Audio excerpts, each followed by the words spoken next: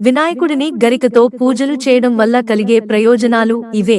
వినాయక చవితి వచ్చిందంటే చాలు, వినాయకునికి కావలసిన పూజలో గణనాథుడికి ఎన్నో రకాల పత్రులతో పూజలు చేస్తారు.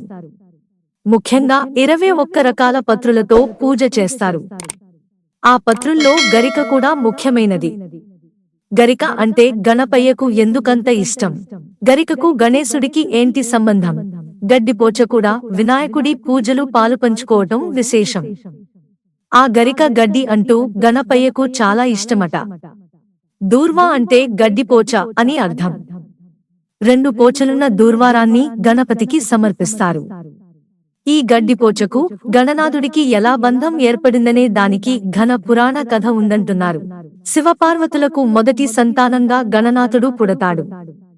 గణనాథుడు పెరిగి పెద్దయి తనకు కూడా పెళ్లి చేస్తారు. తనకు సిద్ధి, బుద్ధి అనే 2 భార్యలు ఉంటారు. వారు కైలాసం వెళ్లినప్పుడు శివపార్వతుల కలవకుండా మిగతా దేవుళ్లను కలవడం వలన అప్పుడు కోపగించుకున్న పార్వతి వీరిద్దరికీ శాపం పెడుతుంది. మీరిద్దరూ గరికపోసలుగా అవుతారని శాపం పెడుతుంది.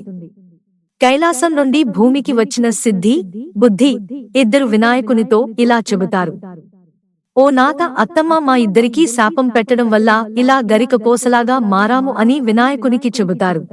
ఇది విన్న వినాయకుడు, మీరు గరికపోసలైన కూడా నా పూజలో మొదట మీకే పూజ చేశాకే నాకు పూజలు చేస్తారని అనుగ్రహం ఇస్తాడు.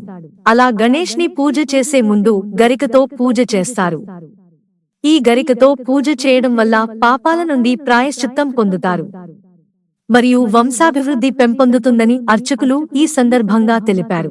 మిత్రులారా, ఛానల్ సబ్స్క్రైబ్ చేసుకోవడం మర్చిపోకండి. ధన్యవాదాలు.